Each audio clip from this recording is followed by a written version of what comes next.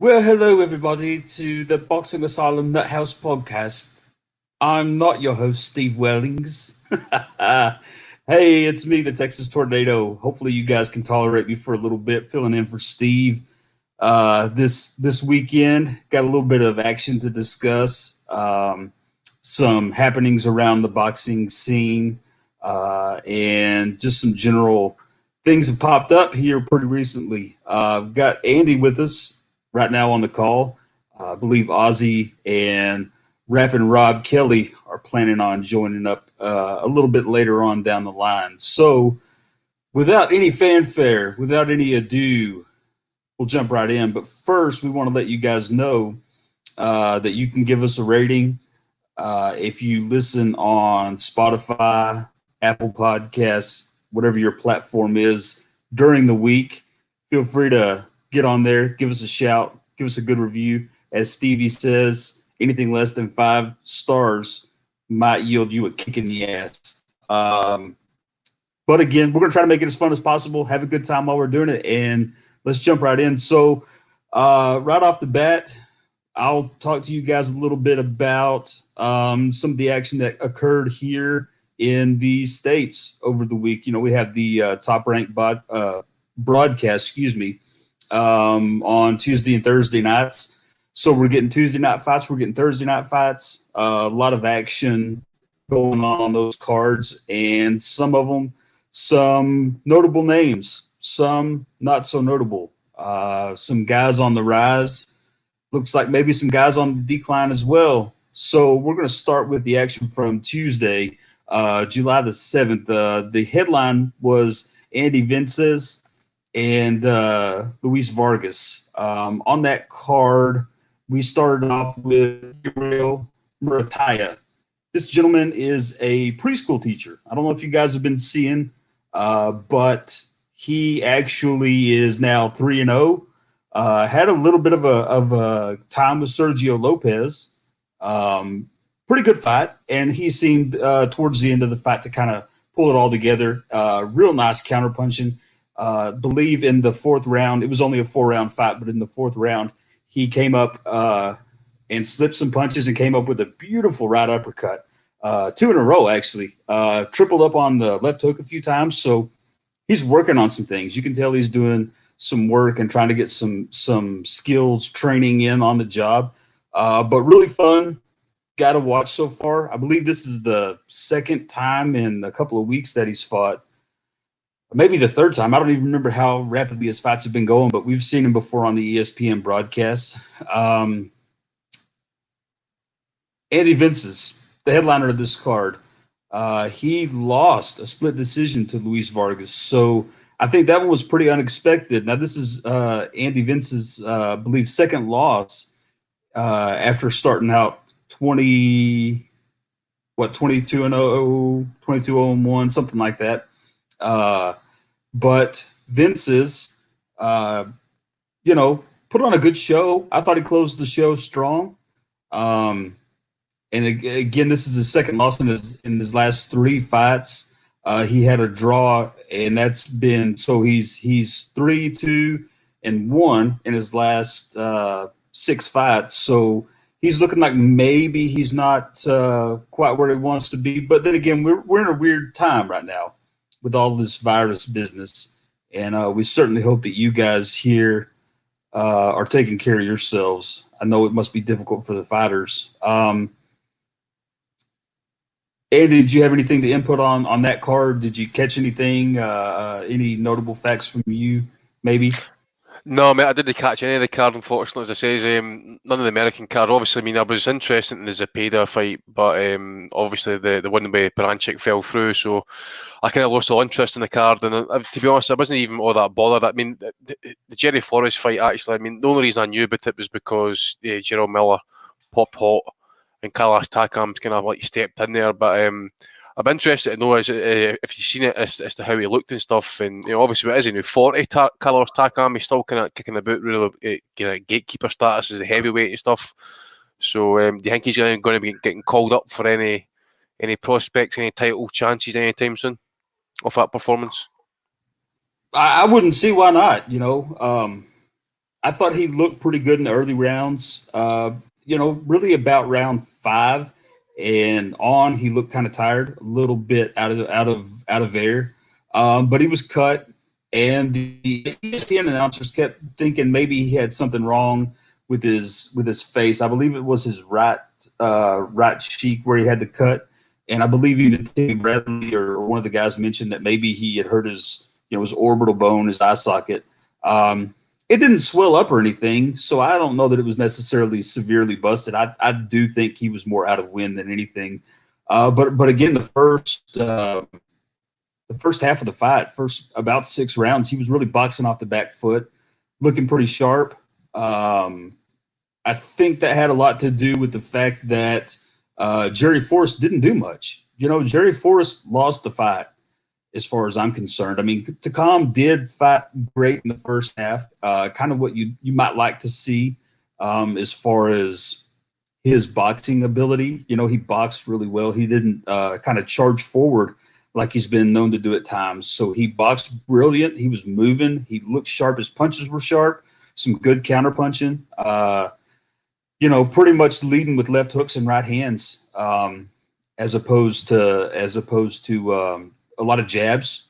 But he looked sharp. I was really impressed with how he looked. And then the second half of the fight came. Jerry Forrest actually decided to start doing something. And it was kind of one of those scenarios where Forrest was doing just enough and Takam had slowed down just enough to give Forrest an edge. Now, the ESPN crew were given pretty much the second half of the fight to Forrest, and I believe the 12th round to Takam. And from there, it was really kind of, I thought, off. I felt like Takam was pretty much in control throughout. Maybe not great the whole time. But, could have been better for Takam. Could have been much better for Forrest. If Takam doesn't get a step-up fight a little bit from now, I would be a bit surprised, because off that performance, he should be able to put together something with someone, because they know he's 40. If you watched the fight, you saw he looked out of shape, or out of wind, excuse me. He looked in pretty good shape, but he was just kind of getting tired.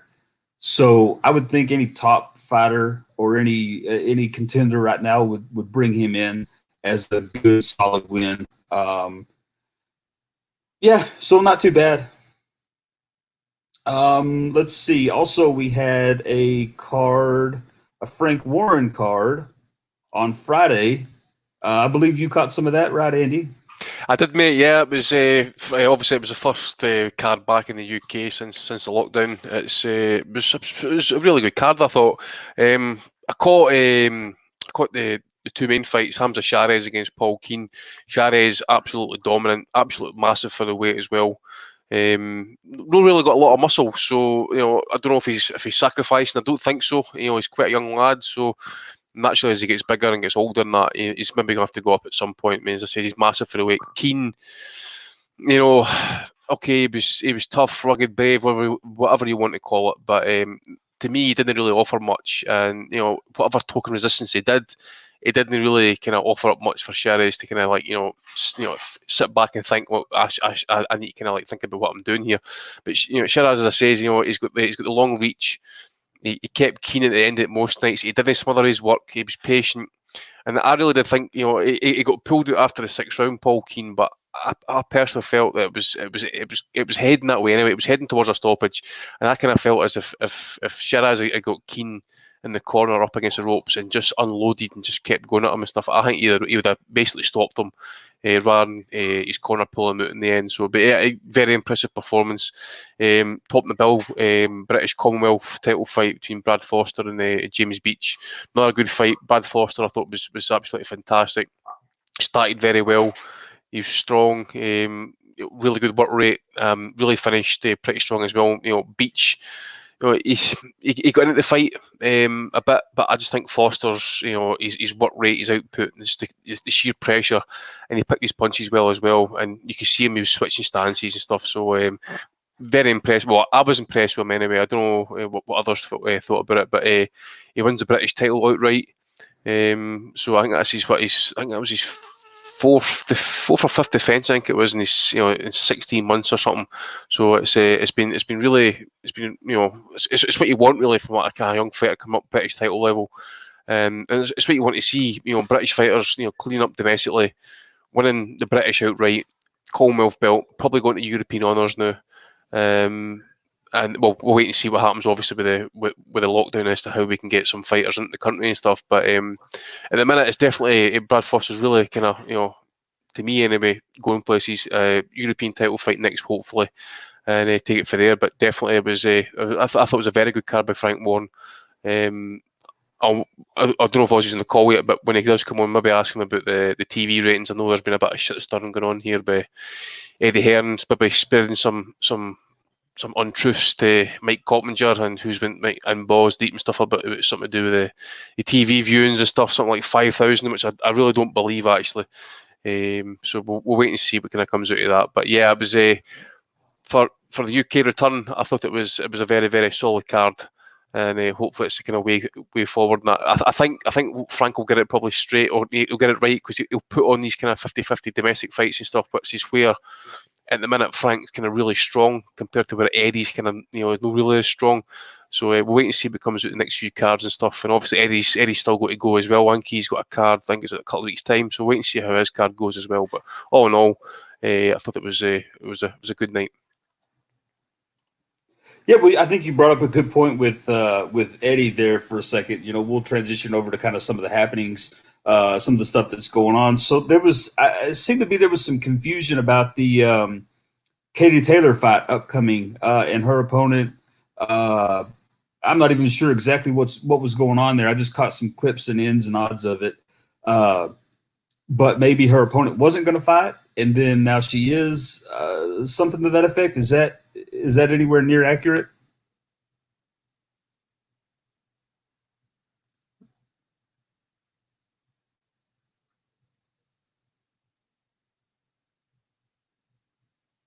You there, pal? Sorry, mate, I was on mute there talking away at myself. Yeah, as I understand it, I think the fight's official for 22nd August, but Delphine Persoon, I think there's been some rumblings. You know yourself, mate.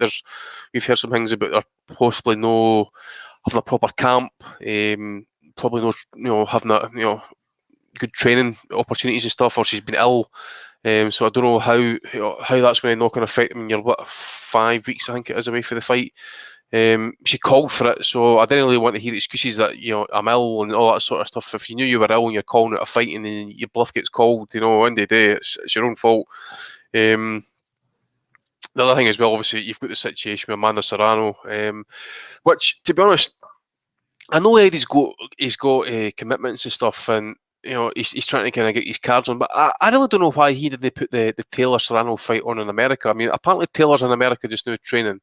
Serrano's over there as well. She's bitching she can't get a decent place to train and all that sort of stuff. So the logical thing would be for Eddie to put on a card in America and put the two of them on it. Just to kind of like reduce the risk of them having to travel to the UK, possibly picking up the virus and getting isolated, and then possibly bollocks up your card totally. So I really don't know. I mean, this is, as far as I think anyway, or as far as that I'm aware, I think the fight's official for the 22nd in Eddie's back garden. But we'll wait and see. We'll wait and see, mate. So Taylor is here in the States training. So I heard, aye. So I heard. Fucking A. I would have never suspected that was the case. Number one, I kind of just don't keep up with her much at all. But I mean, you're right. That doesn't make any sense. I can't imagine why Eddie wouldn't want to just put the fight on here with Serrano here, put Katie Taylor here. He can get some fights like the ones ESPN's putting out to round out the card. Keep the bill for it low in terms of having a lot of top tier fighters, and let them headline the show. I mean, I think that's one of the things that people in the boxing world are pushing for. You got guys like Louis DiBella, and of course Eddie. You never know what he's talking out his ass most of the time, but they always seem to be trying to push in women's fights. That would be a beautiful opportunity to do that. And I mean, surely, fucking logistically, it wouldn't make a big ordeal to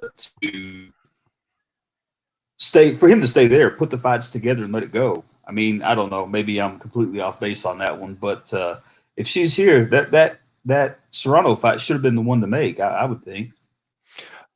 I would think so as well, mate. As I say, it makes, to me anyway, it makes logistical sense. Obviously, then, as I say, Eddie's got to put on these cards and stuff, and obviously, if he's got to get his fight, I mean, I'm sure he's got a card arranged for some time in the US. I need to go and double check it, but and I can't mind who's meant to be on the card now, but I'm sure he's got something arranged, and it would be the ideal fight to put on it.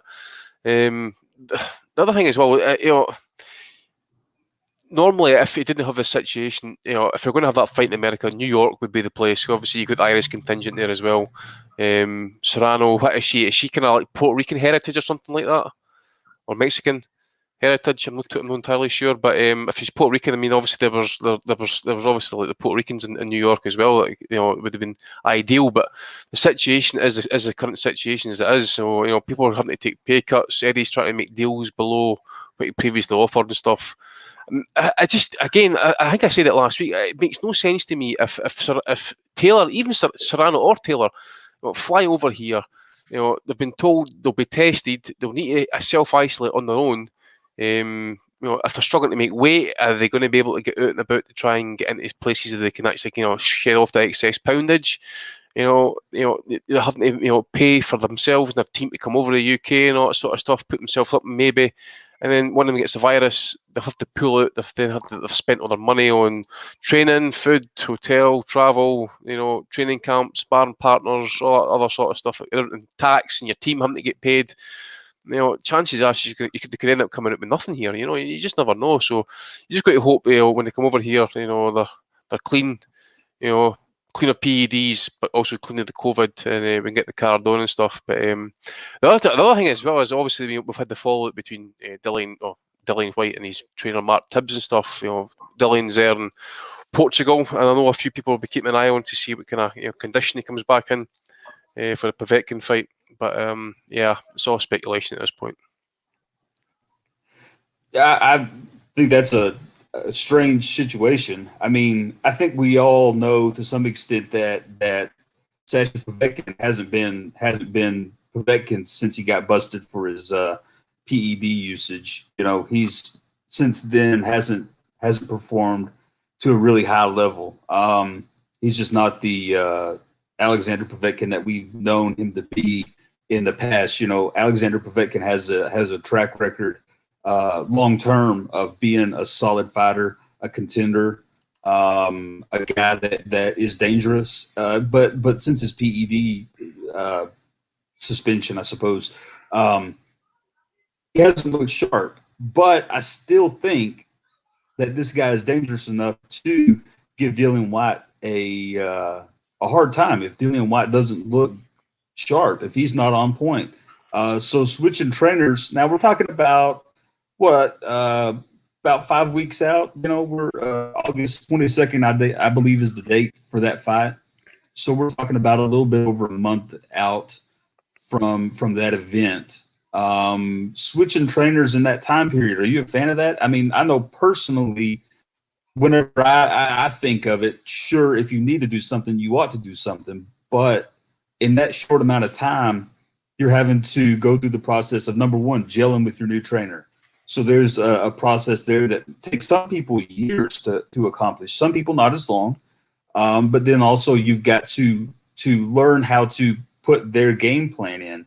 So if this new trainer wants you to do something different, is it going to be a scenario that's really feasible? So with a guy like Alexander Povetkin, I don't know that is something that I would necessarily want to do, is to try to incorporate a bunch of new skills into a camp, along with trying to figure out this new person. So if they're not on the same page, if his new trainer and he aren't on the same page right off the bat, and it's not really quick, it could be a little bit of trouble.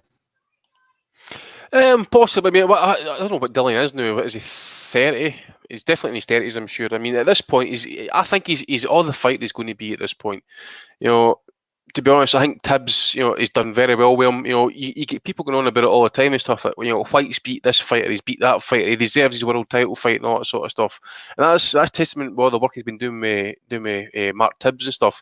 And it is a bit of a weird situation. He's had the lawyer apparently contact Mark Tibbs and basically tell him that the relationship is ending. But to be honest, I think, as I say, Dillian Whyte is everything he's going to be as a fighter at this point. So really, if you get a few, a couple of a different input to kind of maybe tweak a few things, maybe work on a stance, for example, or maybe kind of just a wee kind of technical move and stuff. Maybe double up a jab and then come up with a hook and stuff. I don't know.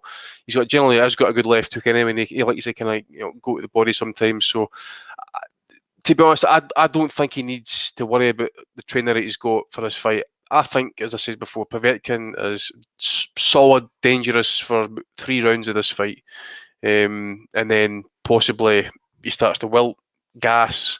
I can see Dillian Whyte maybe kind of putting the pressure on, just gradually picking up the rounds, maybe kind of eking away at some damage and stuff. And I wouldn't be surprised if we get a late stoppage for Dillian Whyte here. What is Povetkin? He must be 40. Didn't look great against was it Michael Hunter? I think it was in Saudi Arabia. Needed Dillian Whyte against Marius Wack, to be honest with you, either. But I suppose these guys are only as good as their last fight, and none of them were good. So surely there's going to be some improvement by someone. And to be honest, I think if there is going to be an improvement, it's going to be Dillian Whyte. He's going to be in better shape, regardless of how he gets there. But I just think Povetkin is there. He's a name. He is dangerous for a bit. He has to be respected. He has got the power of the left hook and stuff. And he has got good pedigree. And I suppose on his night, he could maybe just spring an upset. But at this point, I think Whyte would need to take his eye off the prize, and he knows what's on the back end of this if he loses this fight. So I think he'll be bang up for it. And as I say, I'm kind of favouring him, maybe going towards a stoppage as well. I think I'll maybe go for maybe a 10-round stoppage for Dillian Whyte in this fight, I think. Yeah, I don't necessarily disagree with you on that at all. I think you're probably pretty spot on. My dream outcome on this one is for Sasha Povetkin to just level him with a fucking left hook. DT knockout opinion. Let's see. I believe he said Povetkin will get robbed on the scorecards. I don't see that happening. Opinion. I think it's too far to go for Povetkin. I don't think he's able to last that long. I would tend to lean, like Andy said, more towards a stoppage. Porky's Corner brought up a good point of his record, of Dillian Whyte's record. He was 11-0 with 5 knockouts. So I don't know. We'll see how it goes. I'm interested in the fight. I've been Andy and I have talked about this before in various forums and so on. I've been an Alexander Povetkin fan, since his positive dope test, not as much, but I was always ready to watch him. I just feel like he definitely has the ability to put someone's spark out. And if he comes in great shape, which typically doesn't happen for Povetkin, he's dangerous for the whole time. Now, this is, like Andy said, it's going to be real quick, real short window for Povetkin to do what he needs to do. And if he doesn't get it done, that's on him. But Adam Warren kind of agrees with Andy there. So seems like a little bit back. Most people tend to think Dillian Whyte. So we're going to go with that for now. Anything else that you were thinking of that you've heard, seen going on? I believe there's a show in Australia. Jeff Horn and Tim Zhu, famous son of the famous Kostya Zhu, showing up in Australia. Now they're supposed to be letting 16,000 folks in. Is that right? Yeah, that's right, mate. 26 August. It's been confirmed for a stadium in Queensland. I think it is. Forget the name of the stadium, but it's like, I think if you take in the field and the surrounding, area, and that you could fit in a max of 32,000. But apparently, Queensland restrictions allowing up to at least 16,000 with the COVID restrictions in place as well. So it'll be good actually. So that's that's just no long after the Dillian Whyte. I think it's the week after actually. So potentially it'll be the first boxing event I can think of off the top of my head at the minute. It's going to have fans. I know Nicaragua had a couple of fans on a card recently and stuff, had seats taken out. But no, this is quite significant actually. Thousands of people possibly getting into it. This is probably like one of the biggest fights in Australian boxing is probably going to get in the next few years and stuff. So definitely kind of want to look up to. It's probably going to be another mid-morning job probably as well for us fight fans and stuff. So if you're still on the furlough or whatever and that, you'll get the opportunity to sit there early morning or whatever and sit and watch that card. So yeah, he's sort of basically 16,000 apparently been allowed. Obviously, it's liable to change in that as well. You just never know if there might be a wee spike in numbers and stuff, and it might just end up, curtailing the entire show. You just never know. So we'll wait and see. But fingers crossed it goes ahead, and we get the 16,000 fans, and they'll make themselves heard, I think.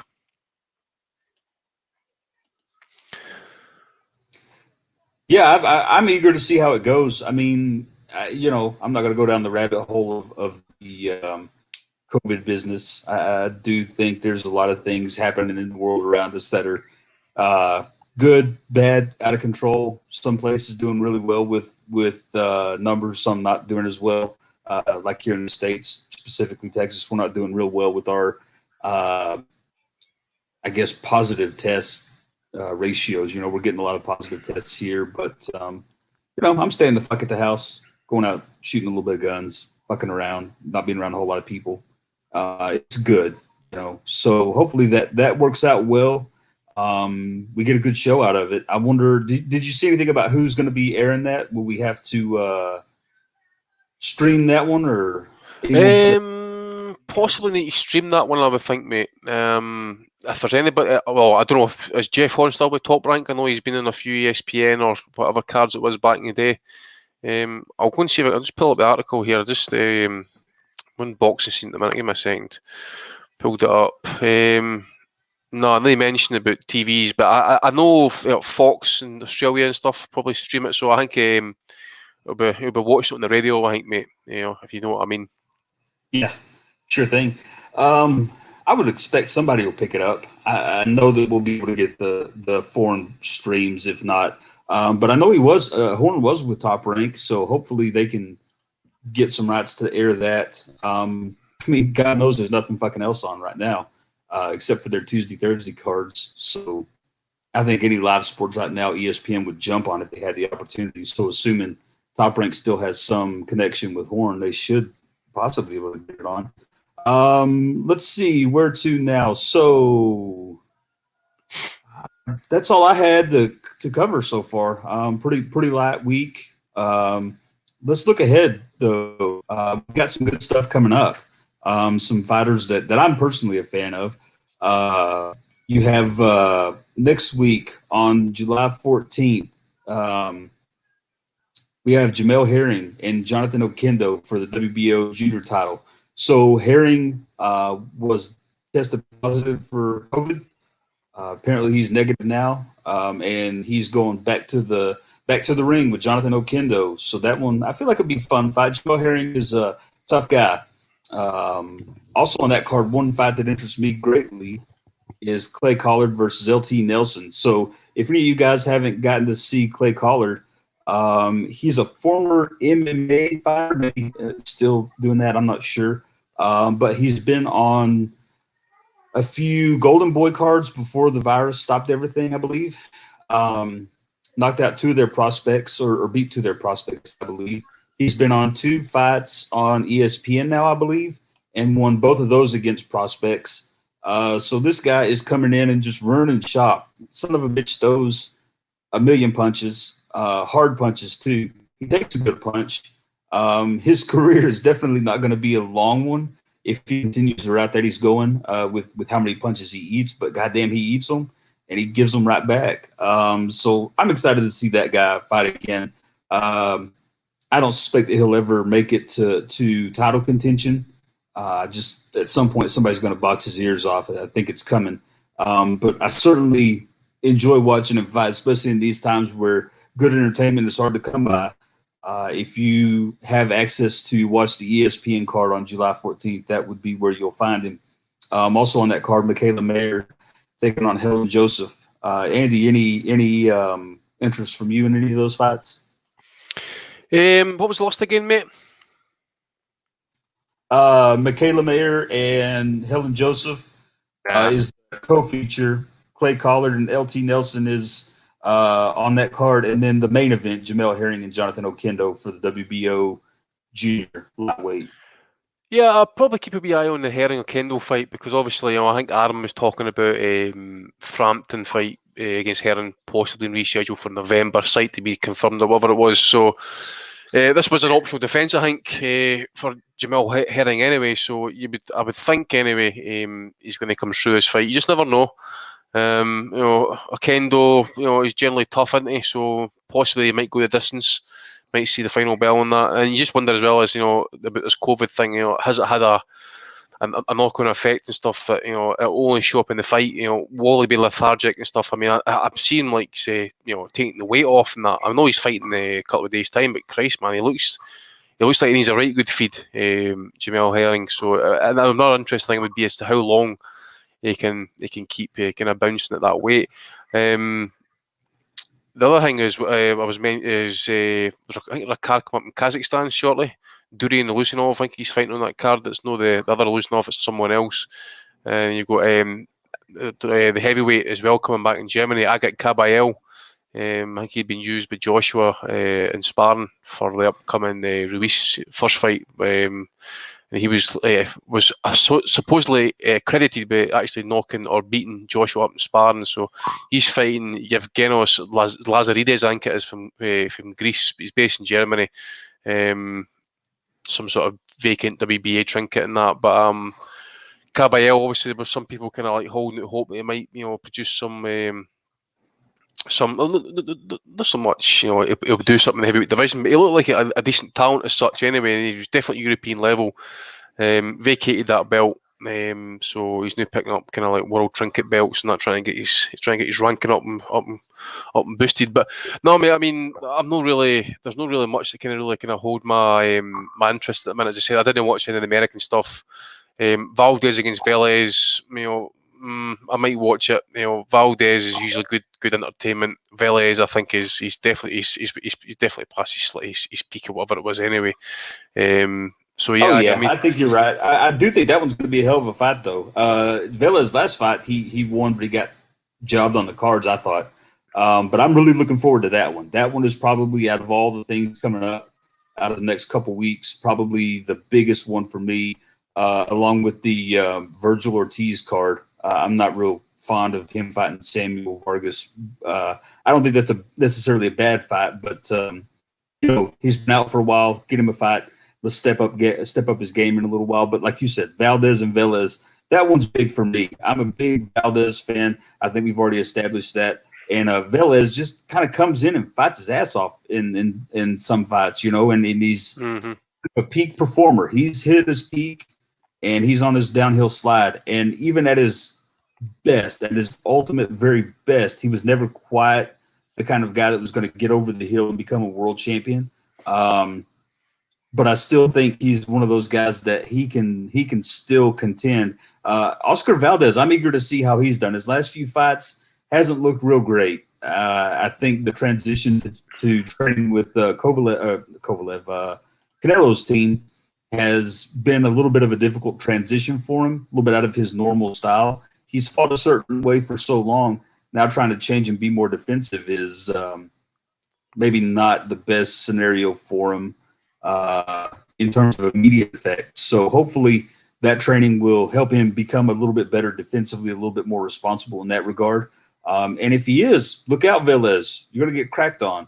But if not, Velez has some opportunities there to put him down and to hurt him and come away with a huge upset. So I'm calling this one early is going to be a potential fight of the year candidate. I hope they can live up to what I believe they can do. Before that, you have Felix Verdejo, the former prospect or potential world title contender guy. I don't know what you call him at this point, but Felix Verdejo, who basically has pissed his career away after having tons of potential. He's going to be back in, and Miguel Mariaga. Mariaga is a great fighter to watch too if you want some action fights. Not the greatest guy, strong. He can punch, so that one should be good. I think there's a lot of individual good fights on a lot of these cards coming up that I'm excited about. But definitely some ones that get me going. Some fights that I really am happy to see coming up around the corner. Let's see. Well, what do you want to do? You want to talk about our tournament that we had set up here? Yeah, I mean, we could dive into it if you want. I don't know if you want to wait for Rob and that. He's maybe want to have some say on it and that. But yeah, I mean, we can. I mean, listen, there's really much to talk about this week anyway. I mean, what else we got kind of kicking off and stuff? World of Boxing. What else we got?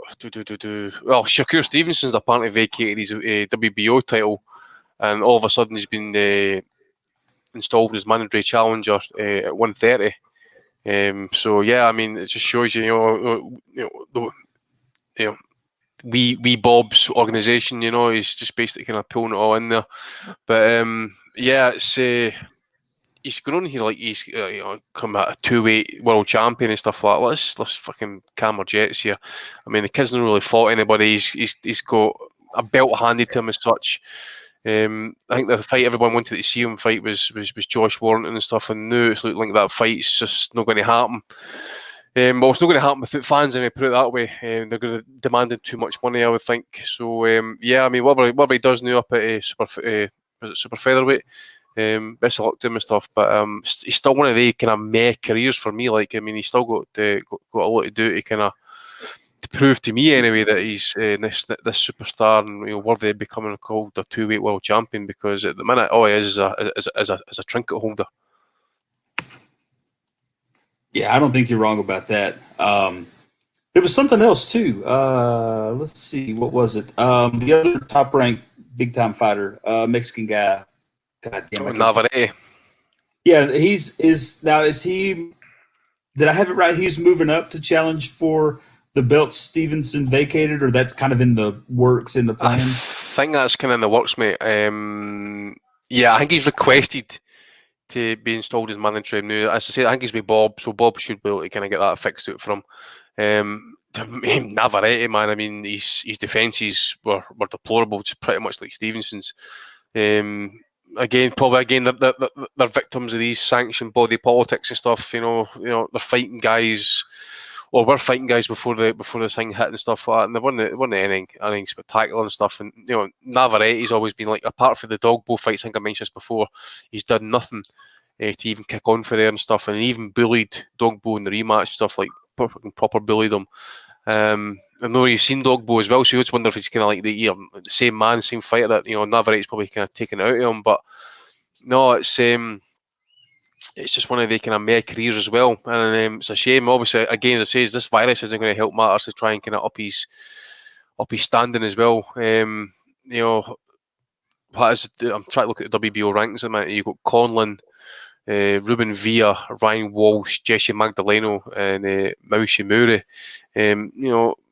Conlon, some people would say that he is definitely talented. I just don't know whether he would, get the title fight against Stevenson.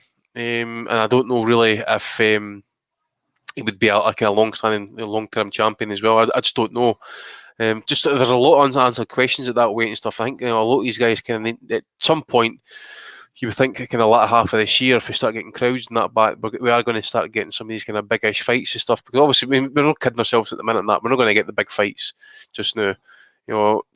Fights we are getting are kind of like on the cusp type fights and that. But anything in terms of legacy fights or breakout fights, big name fights just isn't going to happen for us just now. It's not going to happen anytime soon. I mean, if we get one before December, Christmas time, we'll be doing well at this point, I would think.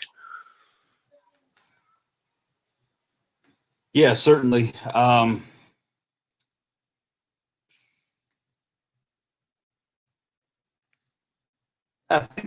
think we're kind of running the well dry here.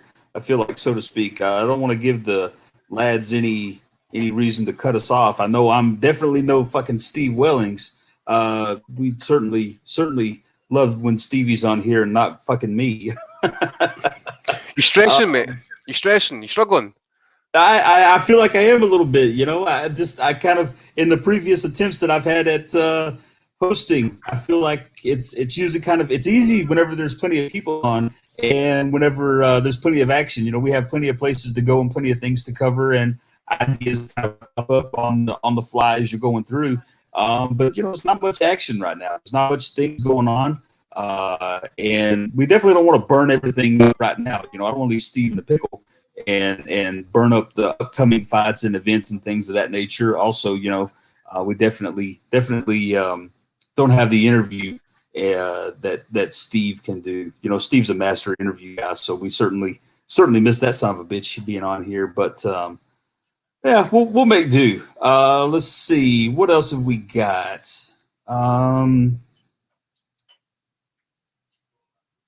I haven't seen hide nor hair of Rob or Oz yet. Let's talk a little bit about our Super Bantam tournament. So there's a lot of names that we could have picked on this one.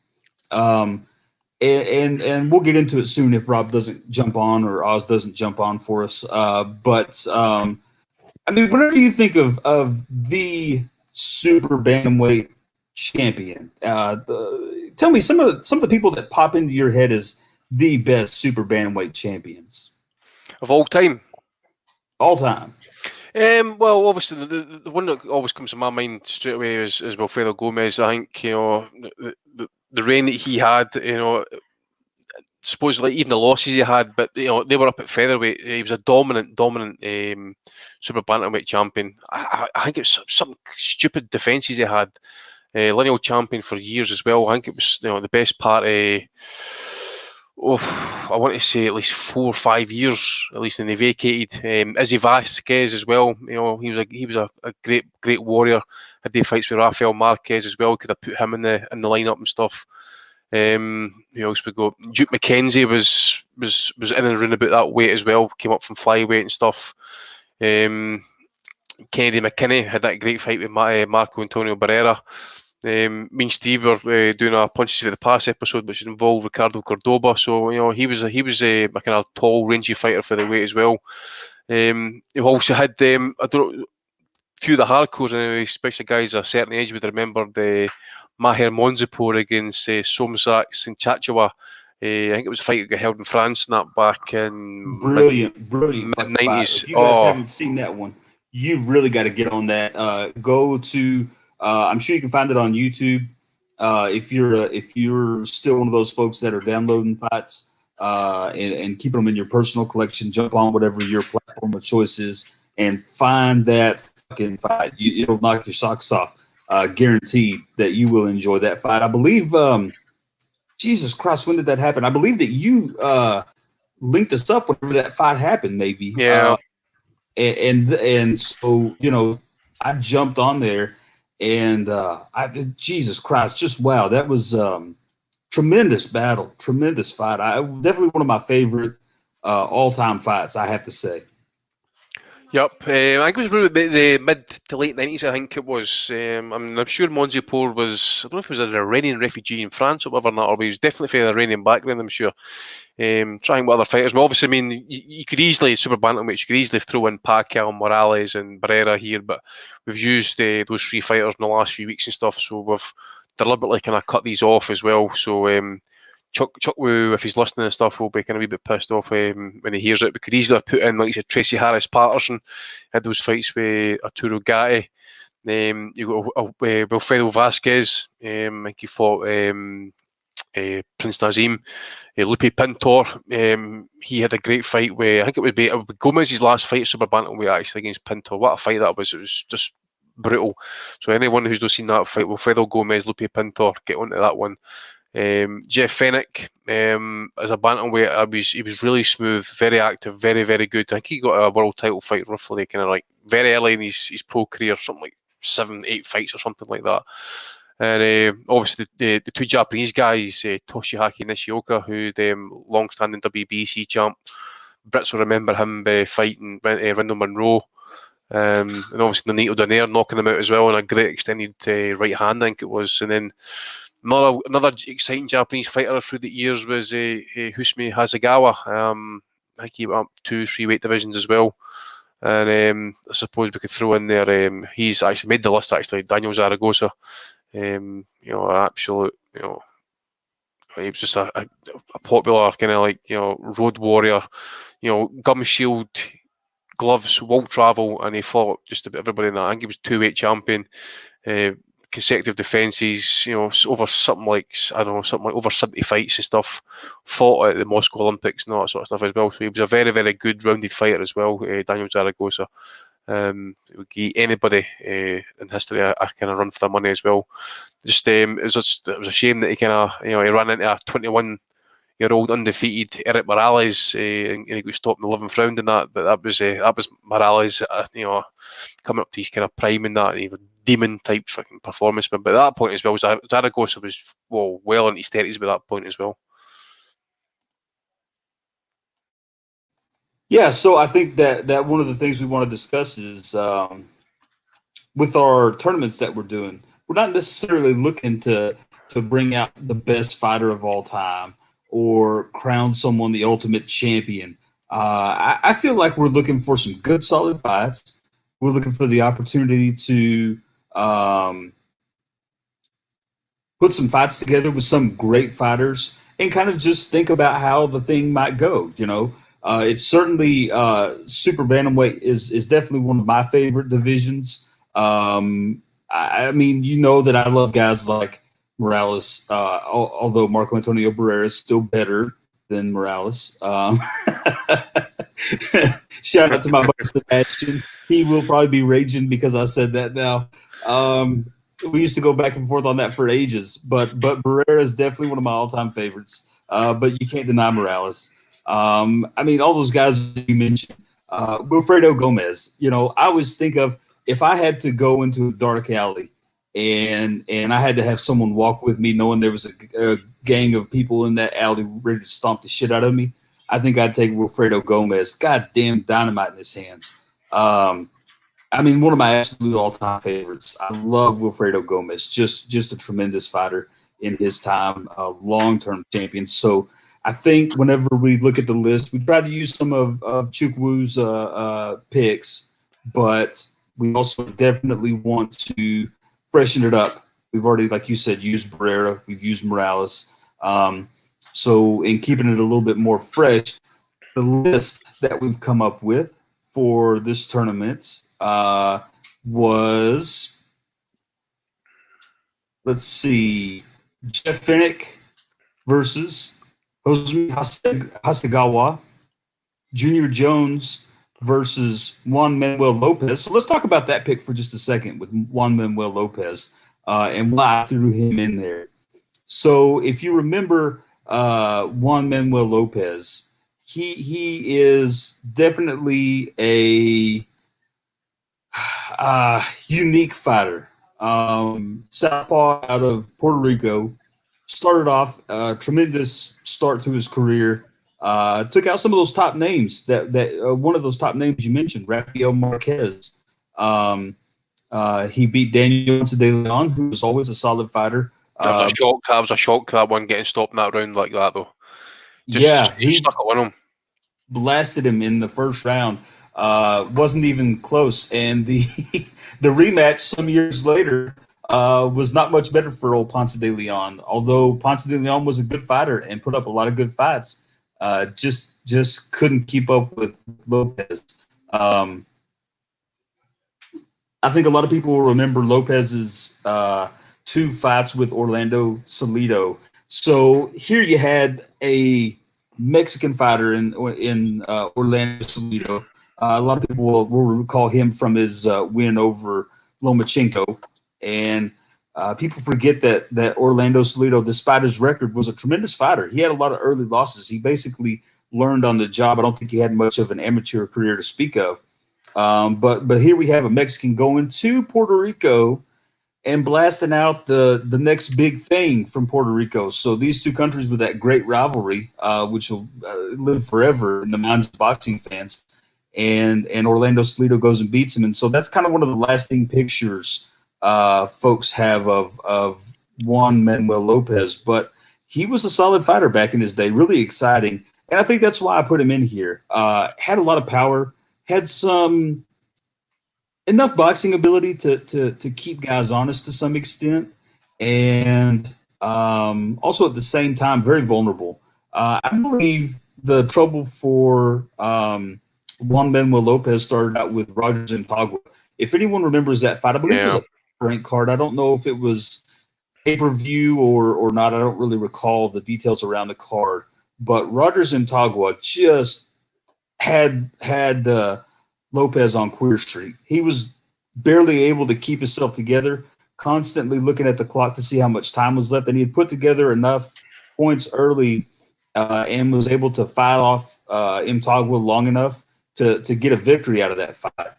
But he was never quite the same after that fight. I think Tagua cracked his chin, and anytime anyone was able to get to him after that, it seemed like it was all downhill, and he continually performed at a poor level with top-level opponents ever since then. I mean, if he stepped up, he was getting knocked out. Jason Velez, who we mentioned before, had a technical knockout in I believe the 12th round over him back in that time frame. So we got Rob Kelly on here. Let's add this son of a bitch to the stream. Robbie, how you doing, buddy? I was dreaming when I met you, forget me if I move too fast. So there's a big party on in Ireland this weekend. I never get invited to it, but I heard a song today.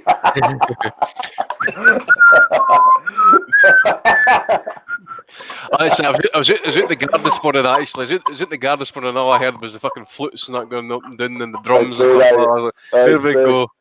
Here we fucking go. Just need to all fucking sing together, man. Get over it. Fucking sing with each other. That's the future. John Lennon, give peace a chance, basically. Give peace a chance. That's it. What's the crack with this anyway? I'm actually have a few for any of our American listeners or English listeners. I'm on the Bulmers tonight. It's known as Bulmers here. It's an Irish cider, but if you buy it anywhere in any other country in the world, it's called Magners for some reason. But there's Bulmers here as well. Weather. The Wife's drinking it tonight. I hope it's better than last week. I hope it's better than the bottles of wine. Aye, absolutely. So I'm on that at the moment. We've a 10 enough panel tonight. We do. Yeah, we've kept it going. We've kept it down for about 50 minutes here. Me and Gabe were just entering we discussion about the tournament here. So I think Gabe's just getting the lineup. We kind of laid it to the listeners. Good going. All right, I'll fall back there if you need me. All right. Well, Rob, I'm going to go ahead and jump right in with you. The first matchup, I'm going to give you Jeff Fenech versus Kazumi Hasegawa. I'm going to go with Fenech for bias reasons, and for the first time ever in this tournament, I'm going to flout the actual technical matchup. I remember this. He contacted you, didn't he? Yeah, he did. He sent me over a postcard when I was a kid because my auntie ran into him in Australia and she was telling him that I knew who he was and that. And about 6 months later in the post, I got like these 2 postcards signed from Jeff Fenech. So Fenech is going through all the way to the final if I get him in it. So I'm going to go with Fenech for this one for sentimental reasons only. All right. Well, that's all right. I think that's the whole point of this exercise in tournamency. I'm going to make up some goddamn Texan words here. We're going to put them together and smash them up like taters and see what we come up with. No, I think that's great, man. So I don't think you've ever shared that story. At least I haven't heard of it before. I can only imagine getting a postcard. Yeah, I did. It might have been on a Punches for the Past or something like that. It was, I told Andy definitely before. So it was back in the day. I was only about like 10 and boxing was everything to me. Like, I know Kurt is looking to get rid of some of his year collections of Ring Magazine and Boxing Monthly from 88. So I remember kind of having that whole year of 88 Ring magazines and reading stuff. So I used to be reading about, the rankings of Jeff Fenech, and my auntie was over from Australia. I didn't fucking know anyone from Australia. I hadn't, the only thing I could talk about was fucking Home and Away or Jeff Fenech. I was like, the only 2 things I knew about Australia, like Crocodile Dundee, Jeff Fenech, and Home and Away. So I was Jason Donovan. Tug favourite. Actually, I think I would have known. I would have definitely known about her. She would have been on the radar back in the '87. Fucking hell. So anyway, long story short, my auntie ran into him, and she was like, my nephew, he lives in a place called Wexford in Ireland, and he likes you, he knows all about you and that. And he was like, what? Someone fucking heard of me from over there. So he ended up signing some stuff and sending it over, and I thought it was really cool when I was a kid. Like, I don't know where the fuck it is now, but it'd be nice to. I'm sure it's up in the attic somewhere. It'd be nice to dig it out. That's great. I always like to hear those kind of stories. I don't know. I mean, I kind of get mixed vibes that Fenech is can be a little bit of a prick. I don't know where that came from. Maybe just some interviews, things that he's done before.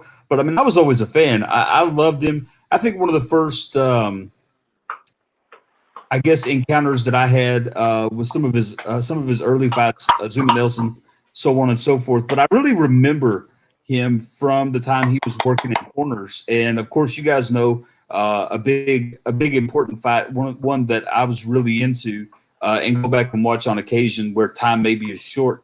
Was Jesus Christ.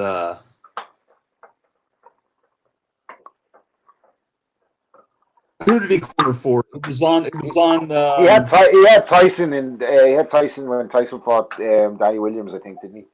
Yeah, he did Tyson. Hussein. Excuse me, I couldn't think of his name for Christ's sake. Hussein and Jorge Arce. He cornered that. He cornered one of my favorites, Vic Darchinyan. So I was always kind of a fan of Finich in those terms. I just was seeing him around. He was in some good fights and those kind of things. So good up on that stuff. I like that. I actually rate him. I really rate him as a coach, and I don't know what he's like as a trainer, but as a coach in terms of fundamentals, he actually has a good boxing DVD for any young fighters or any lads who are just wanting to do things correctly when they're training. Something that really frustrates the living shit out of me these days when I'm watching young trainers train fellas, and there's no shot at any trainer, but a lot of them obviously are influenced by the Roger Mayweather style of flow pads, but they're neglecting the straight shot with full extension, which is everything in the fundamentals. Now, if you look at any of Jeff Fennick's coaching DVDs, they're fucking excellent for just, pivots and turns and getting full extension and the proper way to throw left and right hooks. Like, a lot of this shit these days that they're doing is just for effect, and it doesn't fucking affect in a fight. I saw, was one of you was put in the chat about Billy Graham, and Billy the Preacher said something about when you're on the pads and want to make it like a fight. It has to be like a fight. Like, so you have to be slipping shots, you have to be throwing shots correctly. All that fucking 30 punches and all, it's good for keeping fit, but in terms of actual fighting, it's not worth the fuck to you. So I rate Jeff Fennick highly as a coach as well, to be honest with you. You've seen Broner doing that shit with Kevin Cunningham on Twitter yesterday. And Billy Nelson's right on it, and that says that's nasty. What's the point of training him like that when he fights nothing like that? So. Yeah. Well, throwing his hands at all in a fight. Yeah, exactly. Yeah. Okay, so out of that one, we got Jeff winning that one. So I'll go with you, Andy, on this one. Junior Jones and Juan Manuel Lopez. I think it's a question as to who takes the most punishment first and who quits first, because both were big bangers, especially at their optimum weights. But both also shown a wee bit of vulnerabilities in that as well, and could get dragged into wars. Jones, he was known to take punishment. He could get stopped, as I says. Thrilling fighter as well. Beat Barrera twice. Okay, one was in a DQ, but he won the rematch. Decent boxer. I think about Lopez, as you say, that Roger Matagua fight, and that, I think that really was the prime of him beating at that point. That was a horrendous 12 rounds that he went through, by the way. And you've seen the Salido fight, or the two Salido fights, and that, it was just whatever was left his prime up at featherweight, and that was it gone. But I'm going to go Poison Jones. I'm going to say 10th round stoppage. Junior Jones 10 round stoppage against Lopez. I just think he's probably got the more power. Probably slightly better boxer than that as well. And I'm based a lot of that on that Barrera one, by the way, as well. So definitely Jones by stoppage. All right. Good stuff. That's kind of the way I lean too. I think Poison Jones gets a lot of gets left out a lot out of that era of fighters, just because we have a lot of big names coming through at that time, and so people don't necessarily always think of him. But definitely one of my favorite fighters. I hated whenever he beat Barrera. I just hated it. Huge Barrera fan. That just fucking crushed me. But didn't do it once. It wasn't a fluke bullshit thing. He came back and did it again against an all-time great Mexican warrior who was known to have great power, known to be a pretty swell boxer as well. So, I think you got to give him that shout. Good. So we're on track here. Let's see. Rob, I'll give you another one. I'll give you Guillermo Rigondeaux versus Wilfredo Gomez. Whoo! Holy shit! How fucking give me that fight? Oh my god. You better say Gomez. I don't know if I can though. Fucking the only time I've ever seen Rigo Cordoba, as we mentioned on Punches from the Past, any of our Patreon listeners, we just covered Bernard Dunn, Ricardo Cordoba. He gave Rigo a close fight and he got a split decision. But other than Lomachenko completely boring him at a weight that he didn't belong at, does he lose a fucking round even or a fight? I don't know. I don't know. I think I'll get slaughtered if I don't give Wilfredo Gomez the edge here, and say that he overalls him and knocks him out. But I can't see that.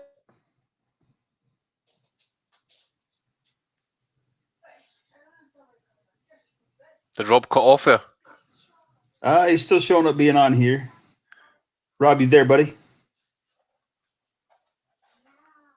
I think he cut out, I think. Yep. He's got a bad line. Take over for him on that one. I can't pick on this one. You're talking about two of my favorite fighters. If I'm sitting here thinking about it, I can't pick a direction. So, whenever I'm trying to do these kind of things, okay, I start off with what Sorry, I expect to happen. There's Rob there. Sorry, someone was calling me there. Sorry about that. And I couldn't answer because I would have hung up and then I could be more. Yeah. Anyway, long to the short. As good as Wilfredo Gomez is, I can't see anybody at Rigondeaux's almost best weight beating him in his prime, and we're doing this prime for prime. So I'm going to controversially somewhat say go Rigondeaux by decision. Whoa! What? That's I can't see anyone beating Rigo. I'm right there with you, Rob. That's having a style to impose on him to beat him in his prime. Granted, his prime was probably in the amateurs by the time we actually saw him, but I just can't see anyone getting close to him. Lomachenko schools him and boys him, but he's fucking 10 years younger and he's fucking 2 weights above a weight that he shouldn't even be at. So I just cannot see anyone touching him, hitting him, even getting close enough to hit him to land on him, and it includes Gomez in that. Now, I probably get pelters for that, but that's just I've given Fennick a pass already. So Rigo's through to the 70s. Let's see what else I got to fuck up fight when Steve Wellings is away for 1 week and it's anarchy. No, I can't see anyone touching Rigo at his best. I thought he was one of the best ever, so I'm going to stick to that and say that. Well, if you came to me first, Gabe, it would have been Gomez that won that fight for me.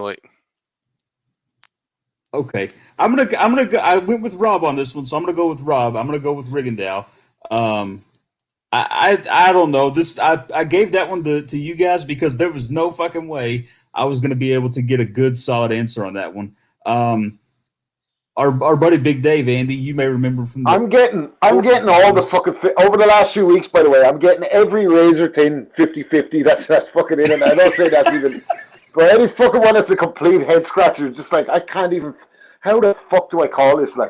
I just have to think did Rigo just have a style that would just diffuse any other style at his best for that weight? I probably think he does, but could be wrong. You know what I mean? But it's a fucking fantasy matchup. Who gives a shit, really? You know what I mean? Yeah, let's not to put too much emphasis on it. Andy, I was saying Big Dave, our buddy from the Asylum, voted for Gomez too. I think this is one where you'll find a lot of votes maybe against Rob, but certainly I can roll with what he picked there too. So I'm not going to say it's an absolute out and out kind of out there picking that because it's not. Rigo's best weight would probably be 118, but 122 he had no stress making it. I just think that Gomez was a right nasty bastard by the way. See if he had you hurt, he was all over you by the way. And when you went down, he didn't think twice about hitting you when you're on the floor, and that even after you've been knocked down. The fight against Zarate was just absolute. You talk about medieval stuff, man. It was just insane. As Rob and I were talking about the Cordoba Dunn fight, obviously when Cordoba fought Rigo, there was points in that fight where Rigo was actually, he was running on the back foot the second half of that fight. He got dropped off a jab. He got hurt by a few body shots and stuff. I just think if Gomez with his pressure, could possibly have took Rigo into a place where he'd never been before until he kind of met Lomachenko or whatever and that, So I would have probably favoured Gomez in that fight. I think, like I said, either way you can't, if someone makes an argument for it, either way you can't say, oh no, that's the wrong pick. I'm just saying, like, Rigo at the time he fought Cordoba, there was a lot of pressure on him as well to change his style a little bit. His family. Yeah, he got a bit lax in the fight, and then as soon as he got touched, he was like, "Fuck this! I'm going back to fucking being the ghost." And he never kind of engaged again. If you think about it, in his prime years, we never saw him to even take the risk again. So yeah. I just think it'd be snooze fest 12-round Rigo.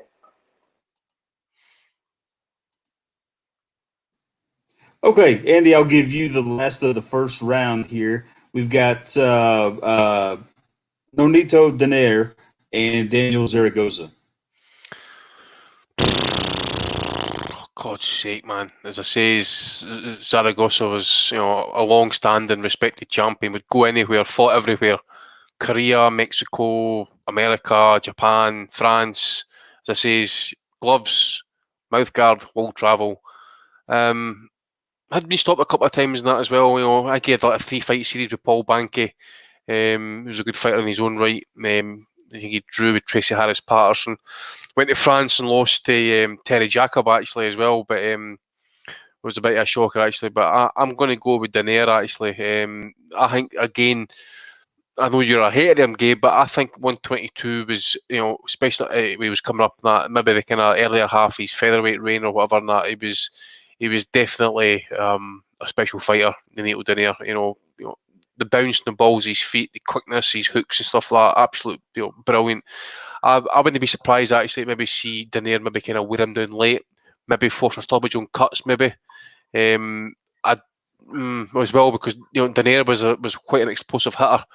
Look at the way he knocked out Fernando Montiel. That was off a fantastic left hook in that. And the guy he basically put a fist indentation in Montiel's side of his face and that.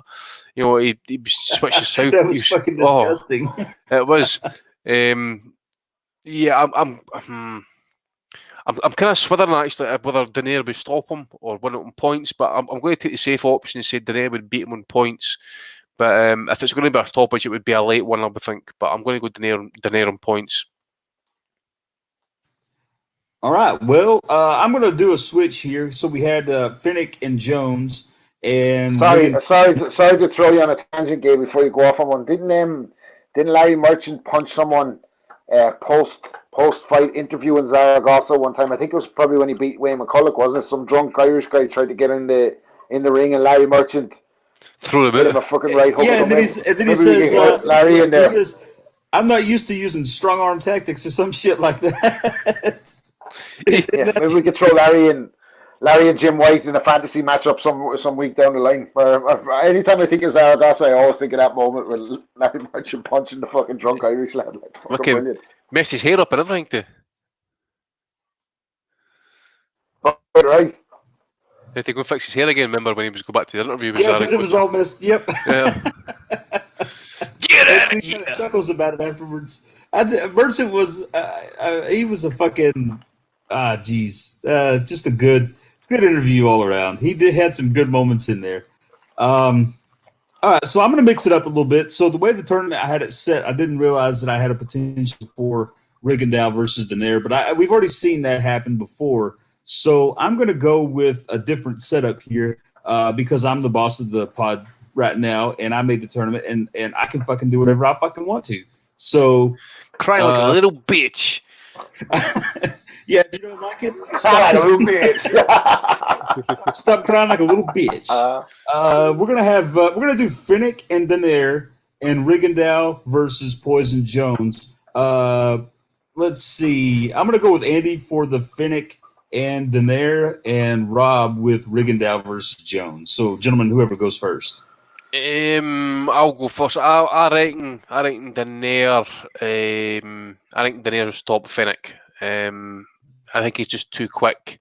And I know Finnick had quite a few stoppages in his record, and that, but some of it especially like the old man Zarate. He went to distance with Zaragoza, and I'm going to say Donaire stops him.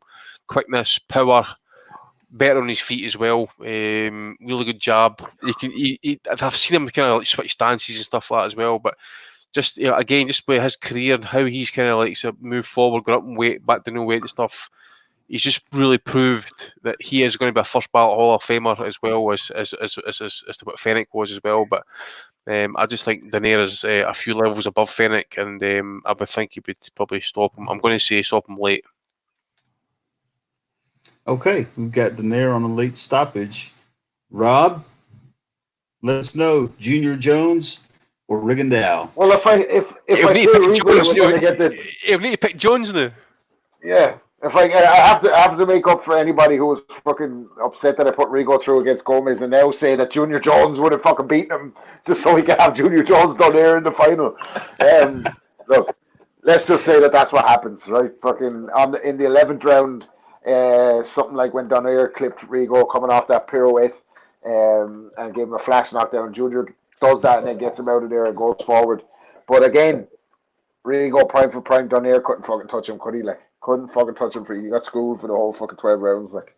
And didn't want to engage either when he got clipped, Donaire, and that kind of would play his own part in making that a stinker of a fight. So we don't need to recap that. That was, I think, once was enough to see that fight at the time that it happened. So let's have a look at Junior Jones in the final versus Donaire now. But I think everybody knows that I don't think Junior Jones would have beaten Rigo. But anyway, we'll give him the fucking decision tonight. Okay, all right. Let's get both of your thoughts on Prime Junior Poison Jones and Prime Nonito Donaire. I'll add in a few things on this one. So Donaire at his Fighter of the year, I forget who all he beat. Jeffrey Matabula, maybe. Did he beat Arce that year towards the tail end of it? I can't remember. He went on a pretty good stretch there of some pretty good fights. He beat Joe Boy as well, didn't he? He almost that year. Lost. He beat Vasquez. Lost to Wilfredo Vasquez Jr. Split decision. He eked it out only because he was in Texas. Fucked his hand as well in that fight, I'm sure. You hate him. You hate him something awful, by the way. That was a joke. That was the worst fucking scorecards of all time. I don't like Donaire. You guys know that. But anyone who says that was anywhere close for Vasquez Jr. is a fucking blind man or a liar. So, yeah, let's go. I'm going to go with I'm going to pick Donaire on a late stoppage or points on that one. Simply because I don't think Junior Jones would have been able to keep him off of him long enough. Donaire at his peak was coming forward all the time and ready to throw punches. And although I feel like Junior Jones is a good defensive fighter and has a good jab and a good straight, I don't know that he had all the tools that he would need to beat a guy like Donaire. The difference is that Donaire is just so fast at that point in time. So yeah, that's my pick on that one. But I'll let you guys have final say. I wouldn't disagree. I think you said that. Actually, I suspect Donaire would win. Again, prime for prime. We're talking about here. As I say, Jones was quite a lengthy dude for the weight, I must admit. But again, I just think, at that time, Donaire, you're talking about one of the best fighters on the planet at the time. So considering how he was going through fighters and that, some of the knockouts were devastating in that. Again, quickness and speed, foot movement. I would need to say, I've got to say Donaire's going to stop him as well. Actually, you wouldn't be surprised to see maybe Donaire get touch a canvas. Maybe it says Jones could definitely bang. He could hang with the best boxers and stuff, but ultimately he did have that fragility as well. And I forget how many losses he's got, but I'm sure quite a few of them are stoppage defeats as well. Donaire, off the top of my head and stuff, I think it was who was it? There was one fighter that stopped him. Actually, I'm trying to think off the top of my head. The black guy, Jamaican. Nicholas Walters. Nicholas Walters. Walters. But again, even at that point, people were thinking, he's past it. He's up at, what was that? Featherweight, super featherweight. I think it was a featherweight. He's back down in weight. He's back up again in weight and stuff. But I think he kind of, I think he would have definitely more than enough to basically withstand whatever power that Jones would land on him. I'm going to say Donaire stoppage.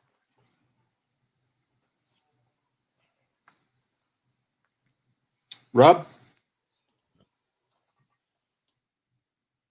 Looks like we may have lost Rob again for a moment.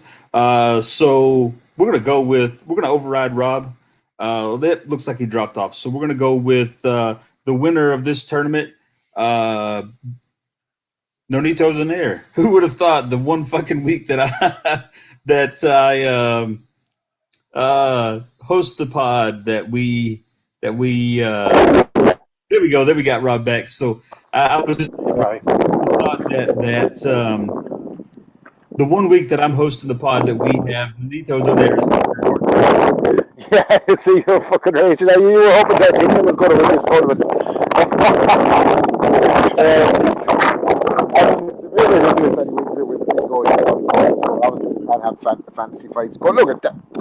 It was fun. You at the field? Jeez, you at the field? Yeah, I'm out in the field now. Was it bad? Oh, that was bad there for a second, aye. It's better now, though. It's can't. I tell you what, I got to stop walking and talking at the same time, which doesn't suit me anyway. Doing too much shit at once. I'm not a great multitasker. I think Donaire is an unbelievable fighter. I'm worthy winner, man. I can't take it. Donaire is everything right about the sport. A clean athlete, up and down the weights, fight anybody. I bitched and moaned a bit about the Rigondeaux loss, but it's probably hard for him to take when he was being primed to be the next Manny Pacquiao at the time. So I have a lot of admiration for him, a brilliant fighter to this day, and his fight against the monster Inoue last year kind of encapsulated his whole career. Great guy in and out of the ring, and couldn't knock him winning this fantasy title. I mean, it's absolutely good.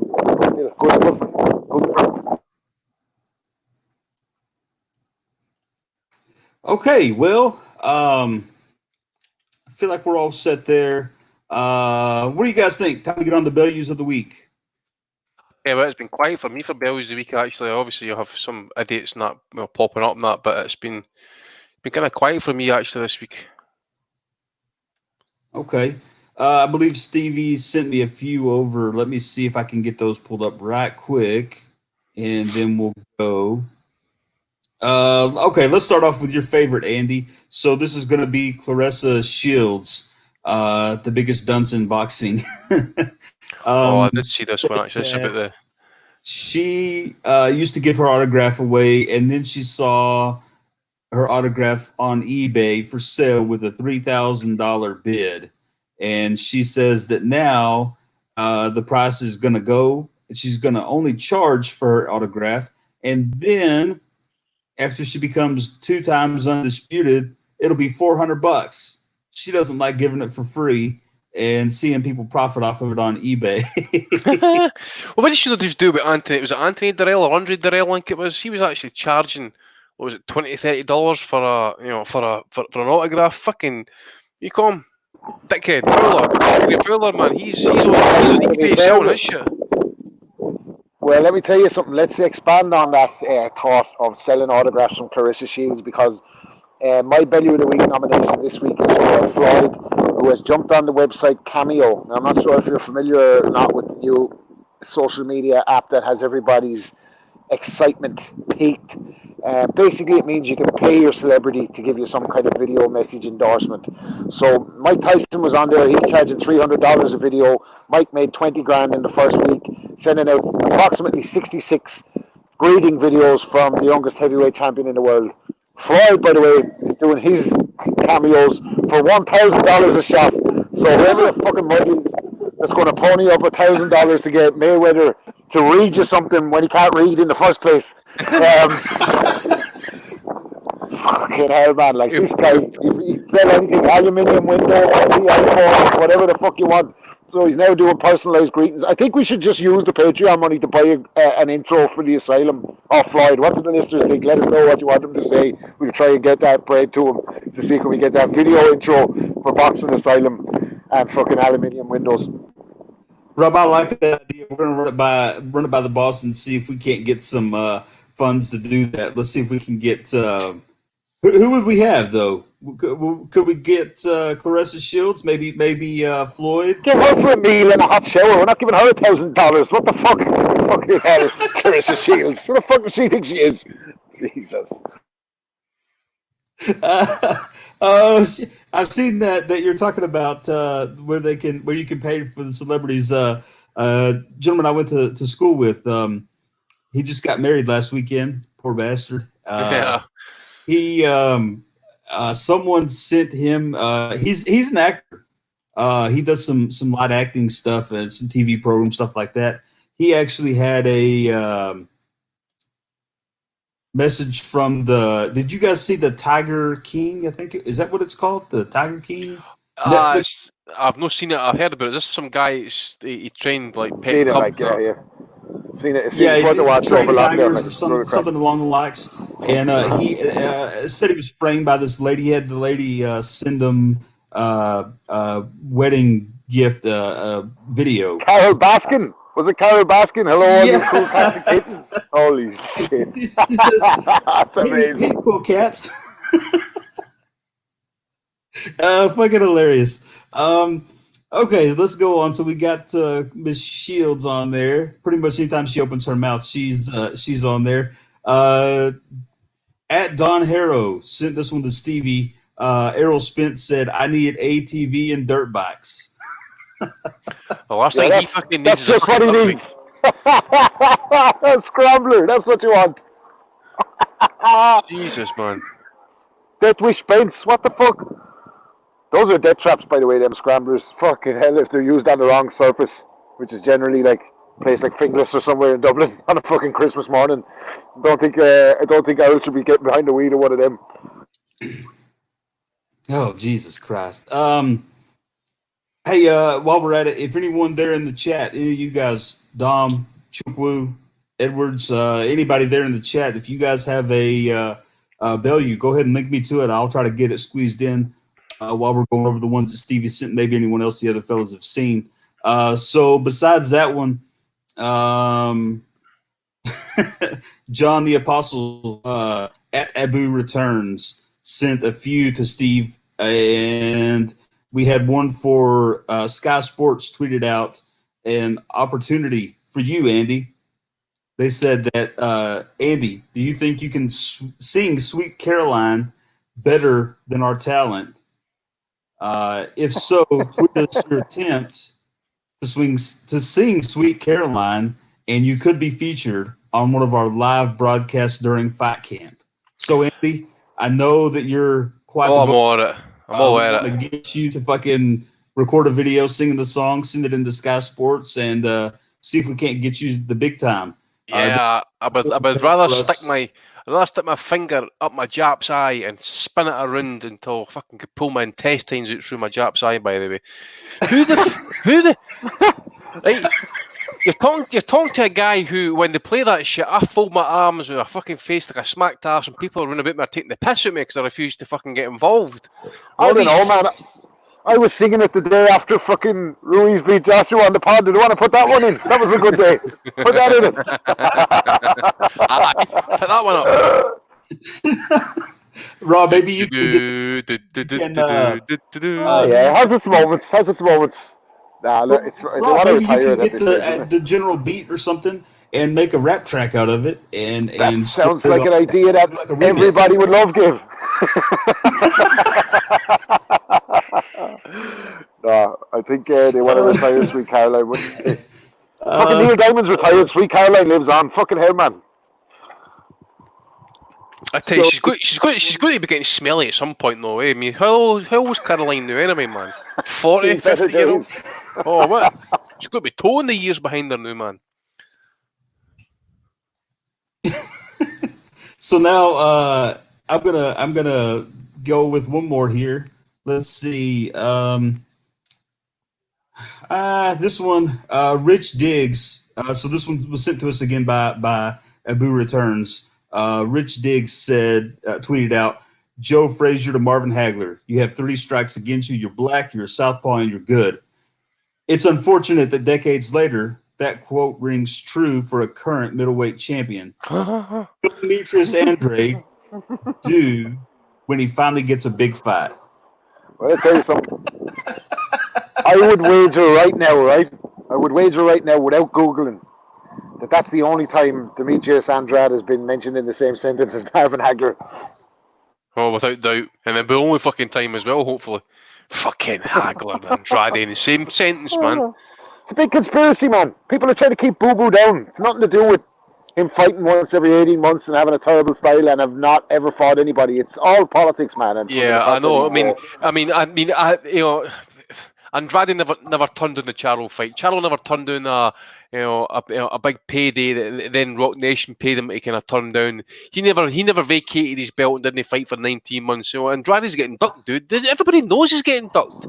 You know, he's black. Everybody knows he's good.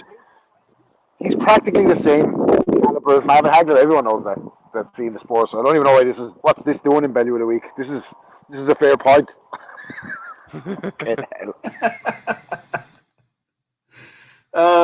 Last one from this end. Boxing Scene tweeted out a quote from Junior Witter. He said, I had a very good chance of beating Mayweather in 2006. Who said that? Junior Witter. Junior Witter. Fucking hell. He couldn't even get the fucking Hatton fight, and he's right in your country. How the fuck are you going to get the Mayweather fight? Fucking hell, man. Stop. Oh, I like Junior Witter. I thought he was a good fighter. Like, fucking hell, man. He couldn't touch fucking Mayweather. Like, Jesus Christ. Didn't he lose? Who the fuck did he lose in the end? Timothy Bradley? Bradley, I'm sure it was. Yeah, Timothy Bradley lost the title to, I think. Yeah, come on, man. Come on, Junior. Get back to the Sudoku, bro. Forget about it. All right. Rob, did you have any that you wanted to add in? No, mine was for... Mine was for the fucking... What was the one I said earlier? Oh, about the Cameo. Yeah, no, you need Fowler on there. Fowler needs to get on Cameo and start charging fellas now for sending out wedding greetings. That poor fella that got the... Remember that? He got a... What was that? That was one of the most bizarre weeks of Belly of the Week ever. Anthony Fowler's had featured in a video where some lad had asked Anthony Fowler to record a message for him to ask his best mate to be his best man. I don't know what the young fellas to be doing. Do they do that these days? Is that a thing where you have to fucking formally ask someone to be your best man? Like, I don't know. But Fowler needs to get on Cameo anyway, baby. You're making that 50 quid sterling easy. Sending out CBD recipes and fucking best man requests and whatnot, so... Yeah, so a solid enough week as it is. The Andrade one has to win it for me, though. Fucking hell. Andrade and Marvin Hagler. Fucking Marvin Hagler, like, the guy that fucking... used to run down fucking the beach in fucking army boots. They didn't talk to his sparring partners. They fucking went on the road. They got robbed against Vito Antuofermo. They came and snatched the title away from Alan Minter. They fucking beat Serrano. They beat Hearns. They fucking reigned as middleweight champion. Is fucking similar to Demetrius Boo Boo Andrade, whose fucking only famous fan is Mel B from the Spice Girls. I think that fucking says it all, like, doesn't it? Demetrius Andrade and Marvin Hagler. Fuck off, man, would you? That was one of the worst comparisons ever made in the sport, and there's a lot of them week in, week out, but that's up there with the worst I've ever heard. Right then. I've got two, mate. Just kind of late ones coming in there. So got one for Kevin Cunningham on Twitter by the wee bit of pad work he did with Broner with the wee caption. Breaking news: the light welterweight division has a new cash cow. I'm back. Yeah, we'll wait and see, man. When's he see a light welter? He's not see a light welterweight either. Last time he saw a light welter, mate, was the day he was born. For fuck's sake. He's not. And you know what? I thought about it as well. Broner, like. Did you ever see his dad? Yeah. No wonder he can't make weight, man. His genes are not great. Like, his genetics are not fucking... Do you want to go get that old man some help, man, before something bad happens to him? Because he's a fucking cardiac arrest waiting to happen. Like, and I don't think Broner's going to see 140 as much as he's fucking doing uppercut fucking pad drills or whatever with Kevin Cunningham, he's not seeing 140. Fucking hell, man. That's absolute shocking pad work, man. Absolute pish. And probably one to Dillian Whyte's team for releasing the hounds to let Mark Tibbs know he was no longer going to be his trainer. So the hounds. He gets his lawyer to phone up by Mark Tibbs and says, "Oh, you're no longer required." So one for Dillian Whyte's team for releasing the hounds. Yeah, but I think that one for Andrade, man. What's that guy's name again? Is it Gibbs something? Riggs? What's his name? No idea. I just saw the screen cap come in. I didn't pay much attention to who was saying that. I figured he was a fucking banger anyway, because no one would say that. Like, unless you're mates with Demetrius Andrade, unless you're Mel B or something, you're not going to feel like that. Like, fucking no chance, man. Aye, so I think, Gabe, I'm going to vote for the that one as well, mate. All right. For the wait, which one? For the Broner one? No, for the oh Christ, what one? The one we were just talking about there. Oh, dog! Rob, your dog growling there, mate. We're releasing the hounds, yeah. Releasing the hounds. All right. Oh, sorry, late one coming again. As you know, IFL did an interview with Mark Tibbs about the situation. Again, the hounds were released, and Coogan was basically told to take down the video or lose access. And Coogan's arse collapsed, and they deleted the video. But not he to worry. Knows how powerful Dillian Whyte's hounds are. They could be all pumped up on it. Who the fuck knows what those hounds are? Right, true, very true. The other thing as well, as I suppose as well, would be in fact he's actually went away and released the hounds. Maybe need a bit drug testing required as well. You know what I'm talking about, Rob? Oh, yeah, those fucking good run from those hounds got released on you. You want to be in good nick, put it that way. Oh, fuck, aye. Well, I like that one. Credit to Tibbs for putting up the interview anyway, though. Didn't Tibbs put it? Because I've seen the interview, didn't he just put it out himself, ripping himself and put it out? Aye, put it back up himself. I mean, he's been pretty professional about it and stuff like that. No really any bitterness and stuff. So yeah, I thought he came across well in the interview, but I thought like he deserved his moment to explain what happened. I didn't think he wasn't disparaging about Dillian Whyte at any stage, and he actually said, "Look, we've had a great run together. Like what we did was great. You know, the signs I suppose were there, but I didn't really see it coming. But you know, we had a great time together." That's all he said. So it was pretty curious to me why he wanted that taken down. Like, why? I wonder if Whyte's just kind of like cutting costs. Because Gabe was asking me to start a show, for example. You know, he's 32 now. So, is there any point in what's this new trainer going to do for Dillian Whyte that he doesn't already know? I mean, he's 32. He's had so many pro fights. He's on the cusp of a world title fight. What can this new trainer teach him? Amateur background anyway. Yeah, exactly. So, he's all the fight he's going to be at this point. So, I just think he's cutting costs, to be honest. Yeah, well, wasn't he with? Didn't Tibbs make some kind of a remark that he wanted guarantees in place before going out to camp? And then he didn't want to just come out for 3 weeks, so it looked like they were trying to maybe short them on the money by not having him there for the full camp. So, no, I thought Tibbs. I honestly, I don't know what the fuck is going on behind the scenes with any of these things. We're all just looking in. But I thought Tibbs came across really well in that interview and carried on really well. But Andrade for me, Gabe, and the Andrade one, whatever that guy's name was, just horrendous. So you got Andy voting for that one. Rob, which one do you vote? Oh, unquestionably, whoever said Demetrius Andrade is it's fucking okay. Compared to Demetrius Andrade to Marvin Hagler. Fucking hell.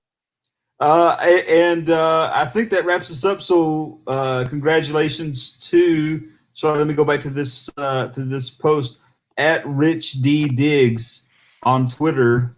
Thanks to at Abu Returns sent us the tweet about Demetrius Andrade.